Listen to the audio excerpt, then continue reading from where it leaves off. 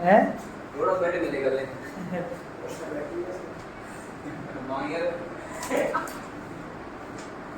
चलो तो ठीक है, आज अपन शुभारंभ कर देते हैं। ठीक है, अपन छठी क्लास की एनसीईआरटी तो शुरू कर रहे हैं और छठी क्लास की एनसीईआरटी में पहला चैप्टर तो हमारा किसके बारे में, सौरमंडल के बारे में। ठीक है, और दूसरा चैप्टर है तुम्हारा किसके बारे में, अर्थ के बारे में। ग्लोब और अक्षांश और देशांतर देखना, ये सब कहाँ पर है, अर्थ पर ही है। ठीक है, तो सबसे पहले अपन सेकंड चैप्टर को पढ़ेंगे क्योंकि फर्स्ट चैप्टर को समझना है, उसमें ब्रह्मांड को, है ना, ब्रह्मांड को समझने के लिए हम जिस ग्रह पर रह रहे हैं उस ग्रह को पहले ठीक से समझ लें। ठीक है, इसको अपन अर्थ कह रहे हैं, पृथ्वी कह रहे हैं। ठीक है, तो पहले हम इसको समझेंगे, उसके बाद हम फर्स्ट चैप्टर पे आ जाएंगे, फिर फर्स्ट चैप्टर को पढ़ेंगे। क्या नाम है उसका, सौरमंडल। ठीक है, यस सर। तो आप लोग चाहो तो बुक रखो, उन पे हाईलाइट करते जाओ या फिर यहाँ से नोट करते जाओ डायरेक्ट। ठीक है, चैप्टर 2 इसका नाम क्या है, ग्लोब, अक्षांश एवं देशांतर, अक्षांश एवं देशांतर। ठीक है, ग्लोब कोई इंग्लिश मीडियम में तो नहीं है, लैटिट्यूड एंड लॉन्गिट्यूड। ठीक है, ये इसका नाम है। आप लोग जैसे एनसीईआरटी पढ़ने बैठोगे तो एनसीईआरटी पहले आप लोगों से थोड़ी सी बातचीत करेगी, है ना, और बातचीत कर आगे बाद में जो निकल के आएगा सबसे एंड ऑफ पैराग्राफ में वो निकल के आएगा कि ग्लोब क्या है ना, व्हाट इज ग्लोब। तो सबसे पहला ये क्वेश्चन होगा एनसीईआरटी का कि ग्लोब है क्या। तो ग्लोब क्या है आपको बता दो,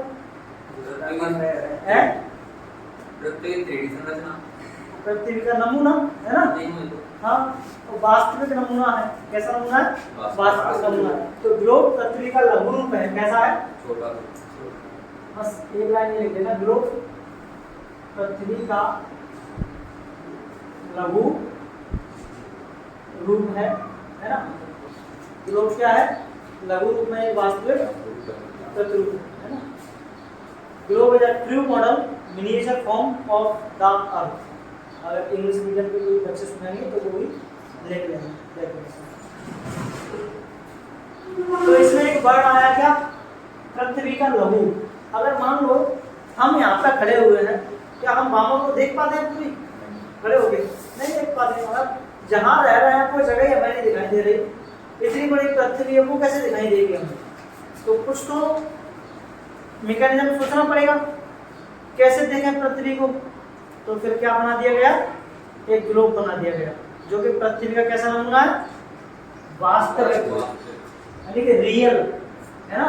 आप लोग जैसी पृथ्वी देखोगे आप लोगों को डिप्टो ग्लोब वैसा ही दिखाई देगा। ग्लोब मतलब सर पूरा रिफ्लेक्शन है, हाँ, ये वाला ग्लोब इस तरह का ये है ना, ये वाला पूरा का पूरा ग्लोब। आप लोग इस ग्लोब को देखो जरा, आप लोगों ने सुना होगा शायद कि पृथ्वी अपने अक्ष पर थोड़ी झुकी हुई है, और कितने डिग्री झुकी हुई है, 23.5 डिग्री, है ना। तो आप लोग इसको ग्लोब पर देखो जरा, क्या है, झुकी हुई दिखाई दे रही है आप लोगों को, दिखाई दे रही है ना। तो जिस तरह से पृथ्वी झुकी हुई है उसी तरह से ग्लोब में भी, है ना, जो पृथ्वी का नमूना बनाया गया है उसमें भी पृथ्वी को कैसा दिखाया गया है, झुका हुआ दिखाया गया है। इसीलिए इसको बोला जा रहा है क्या, कि वास्तविक प्रतिरूप है ना। जैसी पृथ्वी है वैसा ही हमें क्या देखने को मिलेगा, इसका प्रतिरूप देखने को मिलेगा। ठीक है, फिर इसमें आगे तुम और देखेंगे और बातचीत करेंगे एनसीईआरटी के। ग्लोब छोटे भी होते हैं, बड़े भी होते हैं, गुब्बारे टाइप के होते हैं, ऐसे वैसे बनाना। और अंत में एक लाइन निकल के आएगी इसमें, यानी ग्लोब पर सारे देशों, महाद्वीपों, महासागरों को सही आकार में क्या किया गया, दिखाया गया है। तो वो तुम्हें पता ही है। ठीक है, फिर अंत में बात करते करते करते करते एनसीईआरटी में एक बात लाइन लिखी हुई है अक्ष के बारे में। किसके बारे में, अक्ष, यानी कि एक्सिस के बारे में। एक्सिस क्या है, ठीक है, अगर आप पॉइंट आएगा तुम्हारा किसके बारे में, एक्सिस। ठीक है, अक्ष ये क्या है, ठीक है। तो अगर आप लोग देखेंगे ग्लोब को, तो ग्लोब आप लोग ऑफिस में तो गए ही होंगे किसी ना किसी प्रिंसिपल के में, आप लोग देखेंगे ग्लोब को चाहे से उसमें गए होंगे तो घुमा के भी देखा होगा, उसको मिल गया होगा तो घुमाई दिया होगा एक साथ, है ना।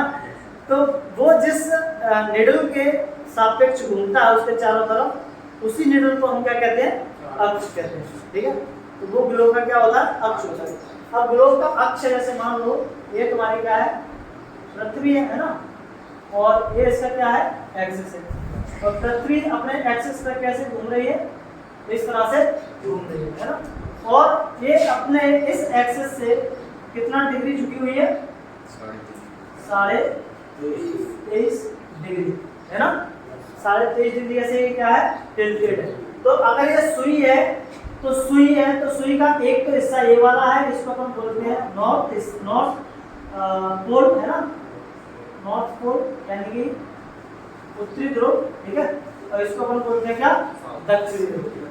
तो जो ये जो तुम्हारी सुई है ना, जिसको अपन अक्ष कह रहे हैं, इसका जो ऊपर वाला हिस्सा है उसको अपन क्या बोलते हैं, उत्तरी ध्रुव, नीचे वाले हिस्से को हम क्या बोलते हैं, दक्षिणी ध्रुव। कल मैंने आप लोगों को बताया था, हम डायरेक्शंस जब हम स्टडी करते हैं ज्योग्राफी में, है ना, तो डायरेक्शंस ऊपर वाले हम क्या लेते हैं, नॉर्थ लेते हैं, नीचे वाले हम क्या लेते हैं, साउथ लेते हैं, और राइट हैंड की तरफ हम हमेशा ईस्ट लेंगे, और लेफ्ट हैंड की तरफ हम क्या लेंगे, वेस्ट लेंगे, ठीक है। तो ऊपर वाला तुम्हें क्या दिखाई देगा, नॉर्थ, और नीचे वाला तुम्हें क्या दिखाई देगा, साउथ। अब इसमें आप लोग थोड़ा सा एनसीईआरटी को और पढ़ोगे इसमें, तो आप लोगों को बोला गया है इसमें कि ऐसी जो लाइन है दिखाई दे रही है, जो वास्तविक लाइन नहीं है ना, रियल एक्सिस नहीं है, क्या नहीं है, रियल नहीं है, ऐसा तुम्हें दिखाई नहीं देगा पृथ्वी पर के, पृथ्वी किसी सुई में घुसी हुई है और उसमें घूम रही है उसके चारों तरफ, ऐसा कुछ नहीं है, ठीक है। ये केवल मानी गई काल्पनिक रेखा है ना। और एक चीज आप लोग यहाँ पर ध्यान रखेंगे, एक क्वेश्चन आप लोगों से यहाँ पर बन जाएगा, एक्सिस क्या है, इसके बारे में अगर आप लोग लिखो तो लिख सकते हो कि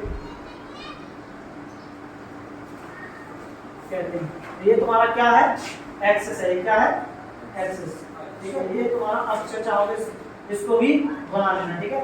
ये तुम्हारा साउथ पोल हो गया, यानी कि दक्षिणी ध्रुव हो गया, और ये तुम्हारा कौन सा ध्रुव हो गया, उत्तरी ध्रुव हो गया, ठीक है। और आप लोग देखेंगे एक चीज यहाँ से आप लोगों का क्वेश्चन बन सकता है कि पृथ्वी कैसे घूम रही है अक्ष पर, अपने अक्ष पर किस दिशा से किस दिशा में घूम रही है, तो कैसे घूम रही है, पूर्व से पश्चिम या पश्चिम से पूर्व, ऐसे घूम रही है ना। तो इधर से इधर घूम रही है, तो इधर तो पश्चिम है, कैसे घूम रही है, यहाँ से ऐसे। तो ध्यान रखेंगे पृथ्वी हमेशा अपने अक्ष पर पश्चिम से पूर्व की ओर घूमती है। तो एक पॉइंट ऐसा लिख सकते हो, पृथ्वी हमेशा, तो हम लोगों ने एक काल्पनिक रेखा देखी, कौन सी वाली, ये वाली इमेजिनरी लाइन है, ठीक है, रियल लाइन नहीं है। एक यहाँ पे इमेजिनरी लाइन और आती है, इसको अपन बोलते हैं इक्वेटर, क्या बोलते हैं, इक्वेटर यानी कि भूमध्य रेखा, क्या बोला जाता है इसको, भूमध्य रेखा। अगर तुम हिंदी के नाम से देखोगे तो तुरंत ही क्लियर हो जाएगा तुम्हारा। जैसे ये है तुम्हारी पृथ्वी, का मतलब क्या है, पृथ्वी, ठीक है, तो मतलब पृथ्वी, मध्य का मतलब बीच में, तो ये होगी तुम्हारे बीच में, ठीक है। और रेखा यानी कि ये तुम्हारी क्या, रेखा, तो इसी जो तुम्हारे बीच में है बिल्कुल पृथ्वी के, जो पृथ्वी को दो हिस्सों में क्या कर रही है, डिवाइड कर रही है, इसको अपन बोलते हैं क्या, भूमध्य रेखा। ये 0 डिग्री वाली लाइन होती है, 0 डिग्री वाला लैटिट्यूड होता है, यानी कि अक्षांश रेखा होती है, 0 डिग्री वाली अक्षांश रेखा। अपन आगे अक्षांश देशांतर पाएंगे तो उनको अच्छे से समझेंगे, ठीक है। तो इसको अपन क्या बोल रहे हैं, भूमध्य रेखा, ठीक है। इसके ये आप लोग इस पॉइंट में लिखो और बनाते जाना, ठीक है, इन चित्रों को, ताकि आप लोगों को ठीक से समझ में आए। इसको अपन बोलते हैं उत्तरी ध्रुव, सॉरी उत्तरी गोलार्ध, क्या बोलते हैं, उत्तरी गोलार्ध, ठीक है। और नीचे वाले को अपन बोलते हैं क्या, दक्षिणी गोलार्ध, नॉर्थ हेमिस्फीयर और साउथ हेमिस्फीयर, ठीक है।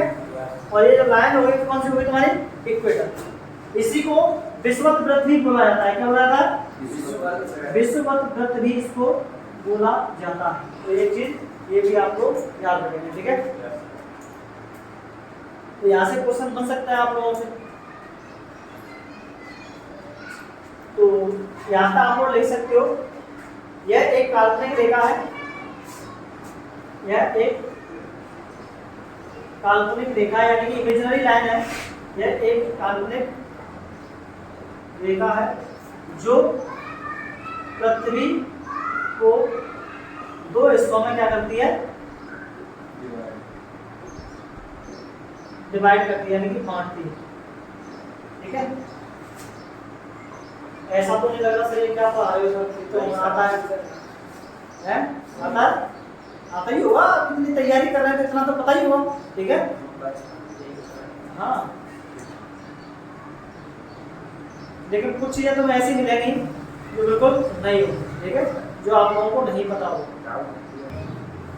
तो आप लोगों से पूछा जाए 0 डिग्री अक्षांश को क्या कहा जाता है तो क्या बताएंगे? विषुववृत्त भूमध्य रेखा। अगर आप लोगों से पूछा जाए सबसे बड़ा विषुववृत्त कौन सा है इस पृथ्वी पर तो क्या बताएंगे? सबसे बड़ा अक्षांश रेखा कौन सी है इस पर? ये सबसे बड़ा अक्षांश होता है। ठीक है, ये भी आप लोग लिख लो, सबसे बड़ा अक्षांश। ठीक है, तो ये आप लोग ये वाली अक्षांश रेखा तो ऊपर बनाओ कैसी आती जाएगी? छोटी ही होगी, है ना, बीच में जो होगा वो क्या होगा? सबसे बड़ा होगा। तो 0 डिग्री वाला क्या है? सबसे बड़ा होता है। तो आप लोग इसको नोट कर सकते हो कि सबसे बड़ा अक्षांश पृथ्वी पर कौन सा है? तो सबसे बड़ा अक्षांश हमारा कौन सा है? भूमध्य रेखा 0 डिग्री वाला अक्षांश। ठीक है, इसको अपन विषुववृत्त कह रहे हैं। ठीक है, इक्वेटर कह रहे हैं। अब देखना यहाँ पर एक चीज और, ये सब की सब तुम्हारी अक्षांश रेखा है। कौन सी है? अक्षांश रेखा है। ठीक है, मैं इसको हटा रहा हूँ, आप वो चाहो तो दोबारा बना सकते हो। ये तुम्हारा साउथ पोल था, ये तुम्हारा नॉर्थ पोल था, है ना। यहाँ से साउथ हेमिस्फीयर, नॉर्थ हेमिस्फीयर हो गया, यहाँ से कौन सा हो गया? साउथ हेमिस्फीयर हो गया। ठीक है, तो इसमें ऊपर वाले जितने भी अक्षांश होंगे उनको हम क्या बोलेंगे? उत्तरी अक्षांश। नीचे जितने भी अक्षांश होंगे उनको हम क्या बोलेंगे? दक्षिणी अक्षांश। ठीक है, तो ऊपर वाले अक्षांश चाहो तो वहीं उसी चित्र में कर लेना, इनको हम बोलेंगे उत्तरी अक्षांश। उत्तरी अक्षांश। तो नीचे वाले अक्षांश को क्या बोलेंगे? दक्षिणी अक्षांश। ठीक है, जो 0 डिग्री के नॉर्थ में उनको उत्तरी अक्षांश, नॉर्थ लैटिट्यूड, जो साउथ में उनको साउथ लैटिट्यूड। ठीक है, हाँ, ध्रुव में और गोलार्ध में क्या अंतर है सर? इसमें ध्रुव में और गोलार्ध में ध्रुव तुम्हारा एक एंगल है, ये एंगल है। अपन अभी बताएंगे इनको कि ये जो लाइन है वो ड्रॉ कैसे की गई है। ठीक है, ये कुछ नहीं है, क्या है? 0 डिग्री लिखा है ना यहाँ पर 0 डिग्री। 0 डिग्री का तो क्या होता है? एंगल होता है ना। तो ये 0 डिग्री वाला एंगल है। उसके बाद 1 degree, 2 degree, 3 degree, 4 degree, 5 degree, इस तरह से एंगल खींचोगे तो यहाँ तक ये वाला जो एंगल खींचेगा ये होगा 90 डिग्री वाला एंगल। इसको अपन क्या कह रहे हैं? उत्तरी ध्रुव। ये बिल्कुल 90 का जो बनाएगा यहाँ से अपन जो इनको खींच रहे हैं तो कैसे खींच रहे हैं? अर्थ के सेंटर से खींच रहे हैं। तो ये अर्थ के सेंटर से अगर अपन ऐसे लाइन खींचेंगे तो कितने डिग्री का एंगल बनना है? ये इसके बीच में 0 डिग्री का है, कोई एंगल नहीं है। यहाँ पर खींचेंगे 1 डिग्री वाली लाइन, है ना, 1 डिग्री वाला एंगल, तो जैसे मान लो 1 डिग्री वाला है, फिर इसको अपन 2 डिग्री वाला खींचेंगे, 3 डिग्री वाला, ऐसे यहाँ से ऐसे आता है, यहाँ तक कौन सा आएगा? 90 डिग्री वाला आएगा। तो ये क्या है तुम्हारा? जो उत्तरी ध्रुव 90 डिग्री वाला एंगल है जो कि अर्थ के सेंटर से क्या किया गया है? खींचा गया है।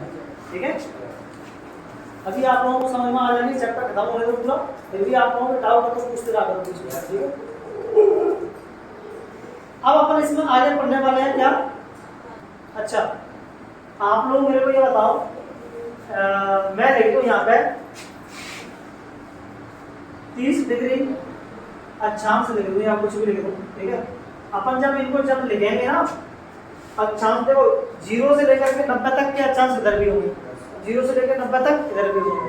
पता कैसे चलेगा कि कौन सा अक्षांश ऊपर वाला है, कौन सा अक्षांश नीचे वाला है? तो इनको लिखने का एक तरीका होता है, जब अपन ऊपर वाला लिखेंगे तो उसके साथ एन लगा देंगे, नीचे वाला लिखेंगे तो उसके साथ क्या लगा देंगे? एस लगा देंगे, ताकि पता चल जाए कि जो अक्षांश है वो किधर का है। ठीक है, उत्तरी वाला है, उत्तरी गोलार्ध वाला है, या फिर दक्षिणी गोलार्ध वाला है ना, नॉर्थ हेमिस्फीयर वाला है, साउथ हेमिस्फीयर वाला। ठीक है,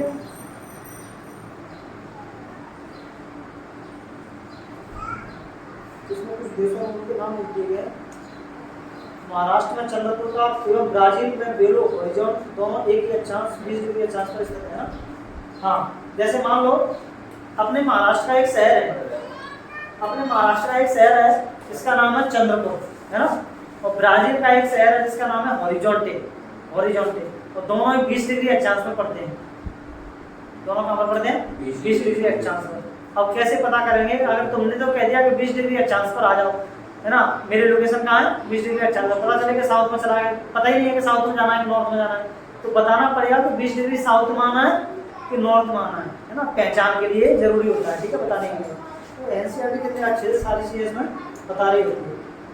अब अपन एक महत्वपूर्ण अक्षांश और समानांतर रेखाओं के बारे में पढ़ेंगे, ठीक है, ध्यान से इसको।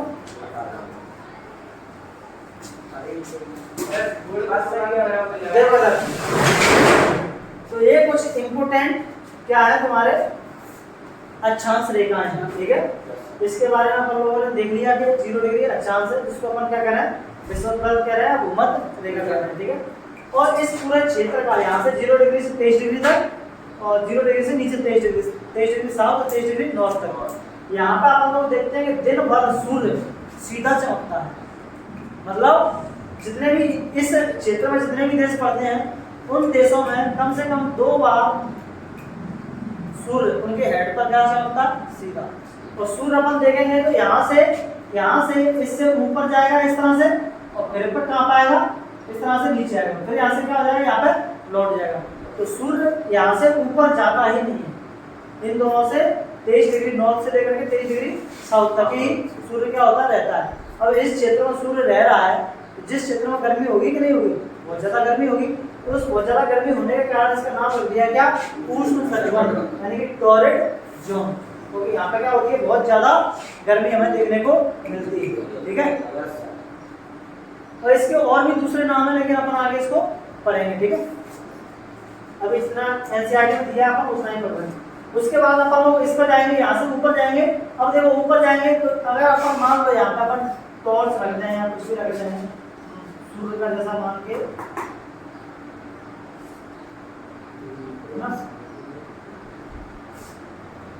तो अगर अपन टॉर्च से उजाला करेंगे तो कहाँ तक जाएगा? सीधा यहाँ तक जाएगा, इस तरह से चमकेगा टॉर्च, है ना।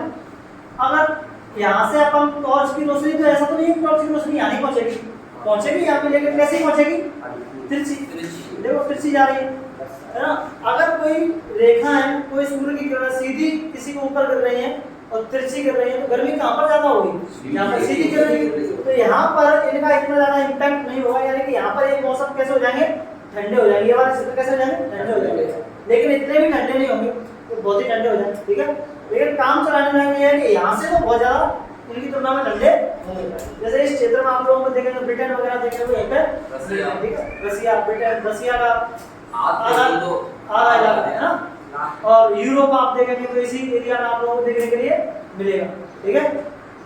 उसके बाद देखो यहाँ तक अगर अपन पहुंचेंगे नॉर्थ पोल तक और साउथ पोल तक, क्या आप लोगों को किरण पहुंचती दिखाई दे रही है? नेट आप लोगों ने पढ़ा भी हुआ चीज में कि एक नॉर्थ और साउथ पोल में 6 महीने की रात दिन होते हैं। क्यों? क्योंकि सूर्य की किरण वहां पे पहुंची नहीं रही है।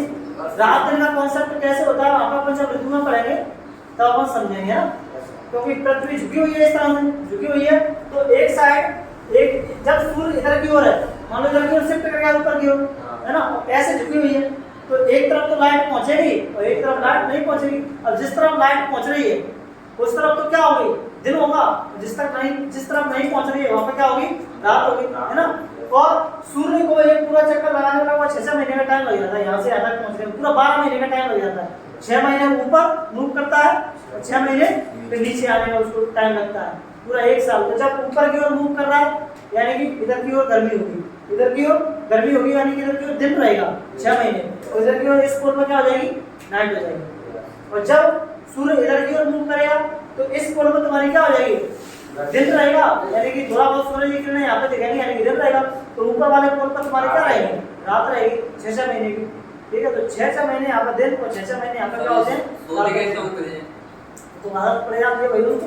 केदारनाथ का मंदिर सर्दियों में चलकर जमीनी बन रहता है ना सर, केदारनाथ। हाँ, पर वहाँ पे तो देखो ये वाले जो पोल्स हैं इन पर लाइट बहुत कम पहुंच रही है, बहुत कम। यहाँ पे तो देखो फ्रिज हो जाएगा, बिल्कुल दिखना नहीं क्या उसका फ्रिज जोन, यानी कि एकदम फ्रिज चीज है। बर्फ मिलेगी, आपको कुछ नहीं मिलेगा, टेम्परेचर बहुत ज्यादा माइनस में क्या होगा यहाँ पे गिरा हुआ होगा।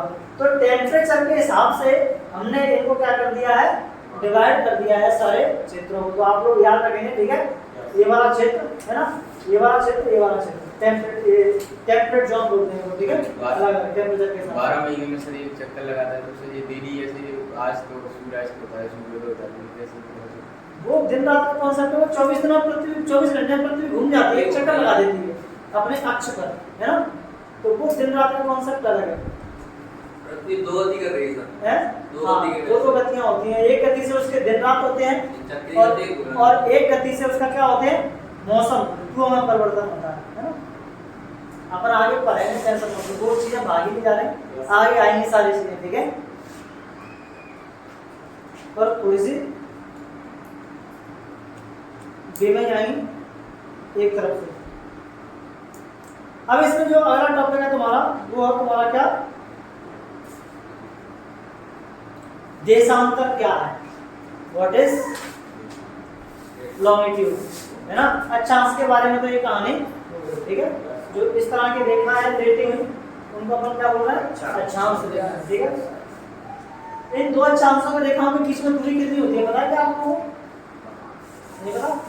111 किलोमीटर, कितनी, 111 किलोमीटर, ठीक है, इनके बीच की। जब अपन स्टैंडर्ड बुक वगैरह पढ़ेंगे तब अपन इनको करेंगे, ठीक है। तो आप लोगों को भी देखना है, तो देख लो दो अक्षांशों के बीच की दूरी कितनी होती है, 111 किलोमीटर, ठीक है। और एक अक्षांश के या बीच दो अक्षांशों के बीच की दूरी, जैसे 0 और 1 डिग्री के बीच कितने किलोमीटर का डिस्टेंस है, 111 किलोमीटर का, है ना।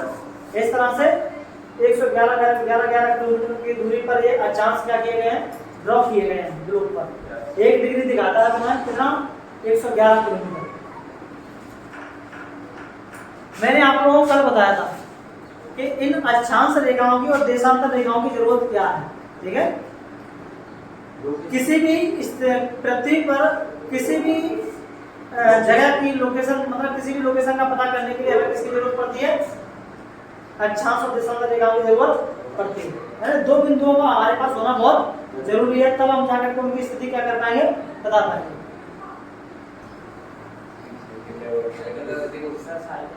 साइकिल लेवल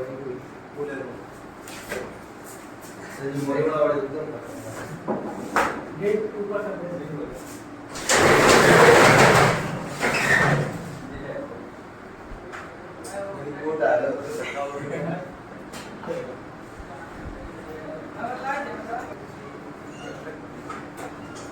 तो ये जो पृथ्वी पर खड़ी हुई रेखा है ग्लोब पर, इस तरह की आप लोगों को दिखाई देंगे, इनको अपन बोलते हैं क्या, देशांतर। क्या बोलते हैं, देशांतर, ठीक है,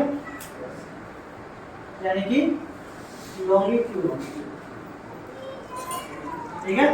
और इसी लाइन को बोला जाता है, ये 0 डिग्री वाला लॉन्गिट्यूड होता है, कौन सा, 0 डिग्री वाला, ठीक है, 0 डिग्री वाला लॉन्गिट्यूड है। इसी का दूसरा नाम है तुम्हारा ग्रीनविच मीन टाइम, यानी कि टाइम का डिसाइड इसी से होता है, इसी वाली लाइन से। इसको जीएमटी लाइन भी बोला जाता है, ग्रीनविच मीन टाइम, ठीक है। चाहो तो आपको लिखना, प्राइम मेरिडियन बोला जाता है, इसको क्या बोला जाता है, प्राइम मेरिडियन। टाइम के लिए होती है सर, ये टाइम के लिए होती है, प्राइम मेरिडियन। प्रमुख